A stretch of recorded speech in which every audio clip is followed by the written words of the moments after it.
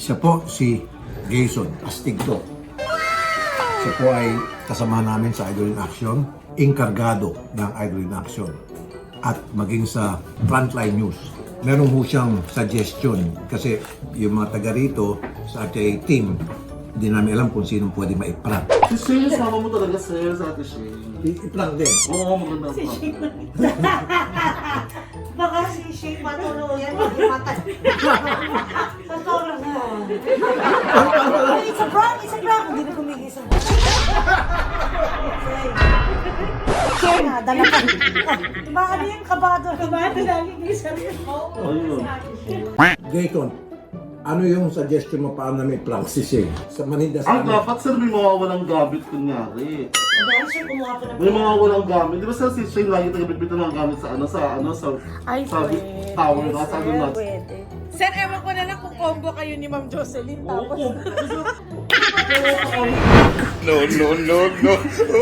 Si Jason ang i-prank natin.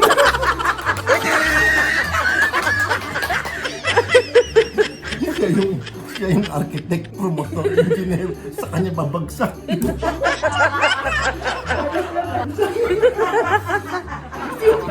Ganito ka ng paliwanag niya kay Sir. Yung pala siya. My God, there. Good luck. Let us see. it's a prank! It's a prank! Ano, okay ba sa inyo? Ha? Upload. The next day. Ito na po yung second day ng planning namin para i-prank yung staff namin sa office, yung HR, si Shane. Special request, si Shane ang aming ipaprank. Third day, makikita nyo na yung prank kung paano mamumutla si Shane sa galit. Baka tatayo yung mga buhok ni Shane sa sobrang gigil. But anyway, sport lang naman. Stage 2 ng planning, stage 3, execution. Abangan. A few moments later. Okay, ganito palilitawin na ikaw ipaprank namin kasi napag-usapan namin to ng staff at si Jason ang may pakana, ang gusto niya ikaw raw ipaprank namin kasi raw kursunada kanyang iprank. Ganito ang gagawin natin, sasakyan mo kasi mababaliktad siya yung mapaprank dito in the end. Nagets mo? So ang gagawin mo, sasakyan mo lang, kunyari, nalungkot ka, and then later on, babalik ta rin mo. Sabihin mo, Sir, sa totoo lang, itong sasabihin ko sa inyo, matagal ko nang hindi to sinasabi sa inyo. Ang napagsabihan ko lang si Ma'am. Kaya lang sabi ni Ma'am Jocelyn, hindi naman siya kasali dyan sa problema dyan sa Idol in Action. Kaya, isumbong ko na lang daw kay Sir Paul. Hindi ko lang matiyempuan si Sir Paul. Sinusulat mo ha. Sabi ko, ano ba yon? Sir, may mga nagsumbong sa akin laban dyan kay Jason na yan. Tapos ano yung sumbong? Namimera daw yan. Pero sasakyan mo rin. Kunyari, nalungkot ka, hindi ka naimik. Kunyari, natataranta ka. Okay? Sige. Sa Lunes pa naman. Okay. Sige. Thank you. The next day. We need your cooperation. Actually, ang ipaprank natin dito, si Jason, babalik ka rin natin. Ganito yung drama, naisip ko. Di, titirahin ko si Shane. Tataktakan natin. Okay? And then, later on, sasabihin ni Shane, may nagsumbong sa amin, si Jason, pinipirahan niya yung complain na. Paano ulit yung saan drama natin? nangingi ng load sir. Namumursyento. Tawag mo si Shane. Ito, big time na si Jason ngayon ang siya mamamaligtad. Shane! Yes sir. Ang prank mamaya na kasama si Paul. Ang sasabihin mo, Sir Paul, yan si Jason, namumursyento yan sa mga pinapadala natin ng tulong, yung mga nananalo. Nagsusumbong sa akin, humingi siya ng 300 pesos. So ngayon, papasok na si Paul. Pagpasok ni Paul, sabihin, kukumprantahin niya si Jason. Manindigan ka, kahit duduro-duruhin ka, manindigan ka, huwag kang ano. Hindi, sorry, kaysa ako naipit dito. Akong pinagbibintangan, manindigan ka. And then, sasabihin ko, hindi na to prank, sandali lang. Sandali lang, prank sa alita, pero hindi na. Hindi tatapusin ko, hindi na prank to ha. Ano ba nangyari? Paul, yun na, bakbaka na. Hanggang sa magsigawan. Pag nakita ko ng sobra na, papaluin ko na. Pag pinalo ko na, it's a prank. Ang signal pala, sumobra sa prank. Pasensya na. Okay? Okay po sir. Kung nagkataon, pinakamatindi itong prank kasi si Jason. Nervyoso yun. Iyak kaya ito si Jason. Baka magwala ito, ano? Magdadala. Pero dikdikin mo rin. Didikdikin ko. Sige. Tapos sasabihin ko na, sandali, hindi na to prank.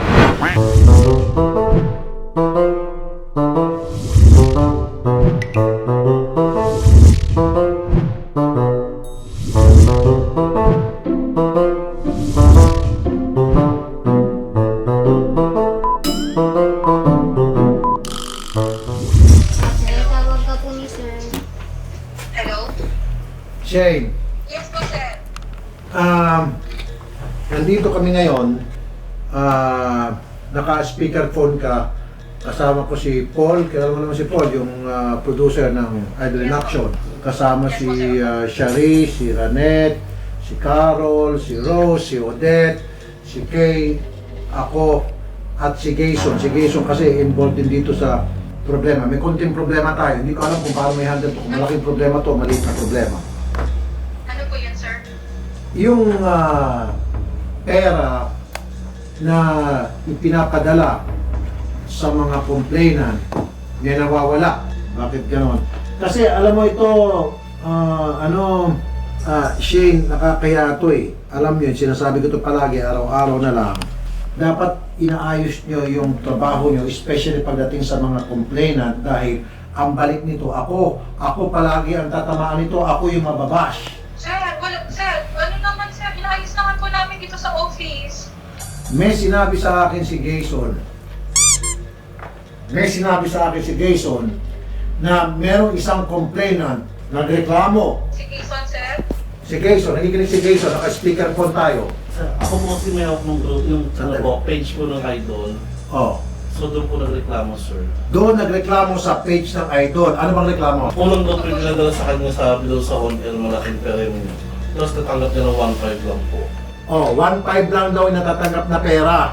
Kulang. So, ibig sabihin, hindi mo pinapadala eksaktong amount. Sir, not-documented po kami sa dito sa office, sir. Documented. Eh po yung receive ko pong chat, sir.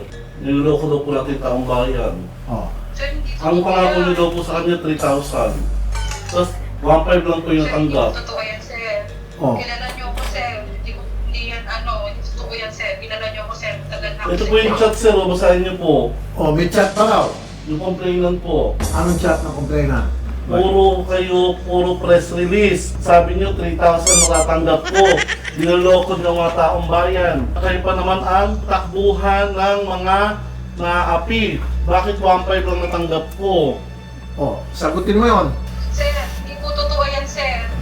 Sir, may ano din muna ako. Sir, Wag ka muna iyak. Ba't kayo yak-yak? Hindi ako lang yak-yak. Ano ko naman yak-yak natin? kilala niyo naman ako, sir. Hindi ko naman gagawin yan. Okay. Tagal-tagal ko na, sir, sa inyo. Sir, makausap sa naging kay sir. Paul, may sasabihin lang po ako. Privately lang po, sir. Privately, Paul. Opo, sir. Privately sa labas. Sige, kausapin ka rin to. Sir, Paul lang. Sige. Sandali lang. Shane. Water ka lang po, water. Solid. Ano? Ah. May nagre-reklamo na si Jason nga ang nire-reklamo. Actually, pinaiimbestigahan mo na parang meron daw. Namumot si Jason? Opo, sir. Opo, sir.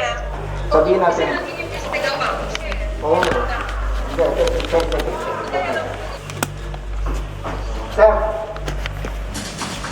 may ano yata tayo na problema. Bakit? Sabi na mismo din ni Shane. Shane, huwag kang matakot, Shane. Sabihin mo kay Sir kung ano yung problema. Kung ano, ipadala mo din sa akin kung ano yung mga ebidensya mo. O sige, I-message sir, mo sa akin. i-email ko sa iyo. Galing mismo dun sa Rapid Tulfin Action ng page, sir. May problema tayo, Sir. Ito, Sir, kausap mo, Shane. Ano yun, Shay? Pero kilala niyo naman ako, di ba? Bago ako mag-report sa inyo, kailangan maka-investiga muna, inaayos ko muna, sir. Oh. Itong recently kasi, sir, nagre-report sa akin si Joy. Yung tag-date kasi may access kami dun sa email ng Rapid Tulfin Action, yung pinagpapadala ng mga winners ng ETC. May mga ano dun na, si Jason daw, sir, namumulsyento dun sa mga dala namin, sir, nagagawa siya. Tingnan mo, wala na ha. Kalokohan na tayo, hindi. Kanina prank sana siya. Sorry. Kanina sana prank yun. Hindi na prank to, hindi na prank. Okay. Baba nyo na mga cellphone nyo. Hindi na prank yun ha. Ano nangyari? Sir, kasi, dun sa, yung sa mga, may mga nagme-message siya, kasi yung cellphone namin ipapadala sa ng mga premyo. May nagme-message sa akin sa sir. Kailangan may tumatawag sa kanila ng porsyento po doon sa panalo nila. Sino mo sento? Si Jason sir yung binabanggit. Ay, Shane! Oh no! Parang imposible yan, Shane. Yun Isa yung sabi ko. sinasabi sa amin, Jason doon sa Oo. sa email. Pero parang imposible yan. Kasi unang-una, hindi ko naman sila nakukontak. Wala akong contact sa kanila. Yun ang sinasabi nila Jason. May Oo. daw sila na Jason ng porsyento sa pwede Oo. nila. Pero ang pangalan, ang number, Yung kasi kami nagpapadala ng pera, di ba? Oo. Yung number na pinagpadala ng pera, yun yung hindi, ginagawa. anong number yung ginagamit? Number ko ba? Oo, number daw ng sa action. Yun din sa yung sumatawag din daw dyan. Ay, imposible. Meron, ikaw ang inaano nga nila. Puro isang pangalan na Jason. Ay, hindi, imposible yan. Yun ang sinasabi nila, tumatawag daw Jason, nagpapakilala, namumorsyento ka, na kailangan bigyan Paul, silang din. paano to, Paul? Okay na, basta pakita mo yung sa aking ebidensya, okay naman kaharapin ko yan. I-email ko hindi, sir. Oo, sige. Harapin natin yan ngayon. Pagdating ni Sir Rafi, mapakita ko. Sige, sige. Ay, naku, sir, ako lang ako alam dyan. Paul. Wala ka namang contact doon, pero ikaw lang nagpiprint ng mga Oo, numbers. taga-print lang. Or may nagamit ng niya. Pero willing ba magsalita yung complainant? Opo, sir. May number ka naman complainant. Bigay mo, ikalap mo lahat, bigay mo kay Paul. Opo, sir. Opo. Gawin ko po, sir. Okay. Kasi ito ang patakaran pagpap. Meron isang tao ng loko, di ba? Meron ako pinasibak. Sino ba yung pinasibak ko dati na na PA? But anyway, meron tayong gano'n na empleyado. Yung pinakaayaw ko talaga po dito. Yung bang mamimera tayo. Ang prank na uwi tuloy sa ganito. Actually kanina prank lang ito. Ngayon wala na. Hindi na. Ang pinakaayaw ko yung bang yung complainant natin, titirahin natin. Anong gagawin natin dito po? Nakatay ko kasi yung message ni Shane. Ako kung merong ebidensya, sir, disclaimer meron. Hindi.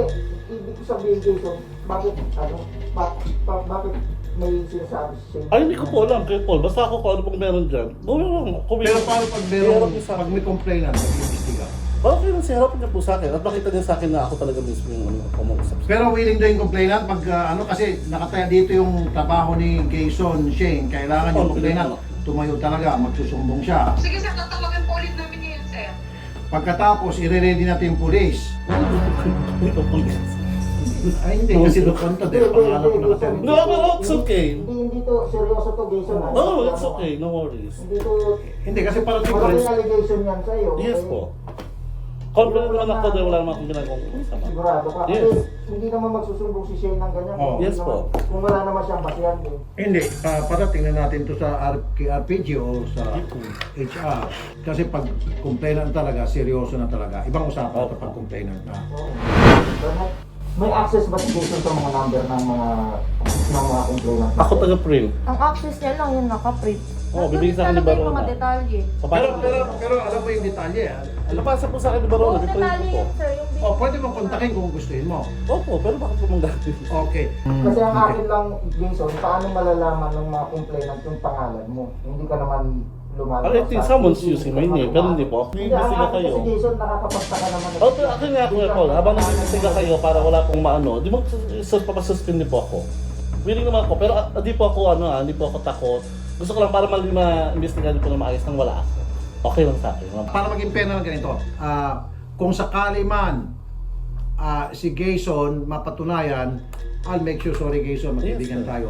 For the meantime, suspension while being Okay investigated. lang sir, wala problema. Kung ako suspension siguro, 2 weeks while being investigated. Oo, ako, willing po ako sir. Tawag, 2 weeks, tawagan mo si Jerome. Naku po. Okay lang sa akin, walang problema. Sorry Jason na. Hindi, okay lang sir, kasi ako naman kumaligay sa mga konsensya ko. Hello? May malaki akong problema kay Jason. Actually, yung program kay Jason. Ano muna tayo? Suspended na muna si Jason for 2 weeks. Tanggalin mo muna siya dun sa lock-in at saka dun sa kwan. For 2. May allegations kasi against Jason na Confident ako kwan mo. siya. Hindi, dito ngayon pinag-usapan namin dito sa RTIA. So may nag-allege kay Jason na Siguro kasamahan mo din yung yun. kwan, yung mga pinapadalang pera Dito lang yun. napabawasan. Oo. Baka yung sa pera mo, boy. Di ba doon Yung pera, pinapapalit? yung mga... Pero pag tapos nung patay na yun eh. Pamigay natin. Sure ba tayong patay? Pinapatay ko yun. Oo. Pag nilapag nila sa mesa ko yung nakapatay na May yun. nakakita Basta tago ka ko. nga din na merong pangalan niya yung lumilitaw. Walang nakakalapit doon. Ah? Walang nakakalapit doon. Si... Ah, wala. Ako. Dapat po. Kayo na po ganun siya. Oo. Oo. Ha? Pero ako mali confident ako wala akong ano. Hindi ba kasi Ah. Kita yung pangalan. Ewan ko kaya po, baka may gumagamit ng pangalan ko, hindi ako yun. Hindi, ang suggestion ko rito for the meantime, para ma-appease yung tao, mag-refund. It's not gonna come from my office. Magkano raw yung mga perang na hutot? Sir, i-compute ko yung total, sir. Ma-approximately, base sa ano mo, mga magkano? Mga 10,000 din to, sir, siguro to. Approximate ko pa lang to, sir. Kasi sa mga na-investigahan na namin, sir, Tawagan mo muna sila, sabihin mo sila na babayaran natin, pero siyempre, tingin ko si Paul. Paul, baka pwedeng bawas natin sweldo niya. Pwede pa nga confirm na ako sir eh. Pero mawas mo agad. Pero Kuya Paul, kasi ako talaga confident. Pero kakapalit ko naman. Sa halagang 10,000, Kuya Paul, makapalit ko ba yung sweldo ko? Jason, Na, hindi, pwede. Huwag na tumawa. Oo, Kuya Paul, lang po po. Confident po ako, Kuya Paul. Hindi to maliit na bagay. Kahit pa 300 yan, malaking bagay Ah, para sa sabagay. mga complaint. Huwag ka mag-cellphone, please. Huwag ka mag-cellphone, please. Hindi. Ibaba mo, please. Kasi hindi maganda to na nadadama yung mga pangalan natin sa complainant. I know, Kuya Paul. Huwag ka Alam ko po yun, Kuya Paul. Alam ko yan. Kaya nga po, Huwag ka tumawa. kaya nga po ako natatawa, Kuya Paul. Kasi po, hindi po maganda yung... Ako agad yung inaano mo. Jason, pagsalitain mo muna ako. Ayoko kasi na kinakausap kayo ng mga seryosong bagay, tapos ganyan ang ginagawa ninyo. Nag-text kayo, nag-message kayo. Seryoso itong pinag-uusapan natin para tayo naglalaro-laro dito eh. Hindi naman tayo naglalaro dito, di ba? Paul. Ang akin lang kasi Jason talaga, hindi sa pinaghihinalaan kita. Hindi ako naghihinala sa iyo. Ang akin, nagtataka kung bakit naman sa dinami kami ng pangalan na babanggitin. Pangalan Jason pa yung nag-ano.